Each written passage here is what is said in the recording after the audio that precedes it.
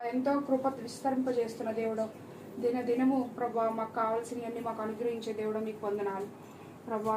శామనని నాగవేణిని మీరు ప్రేమించి వారికి ఇచ్చిన 20 పిల్లలను బట్టి మీకు వందనాలు ప్రభా. శ్రేష్టాన్ని బట్టి ఈరోజు మేము స్తుతిస్తున్నాం ప్రభా. మరొక సంవత్సరం దయాకీటముగా మీరు అనుగ్రహించారు.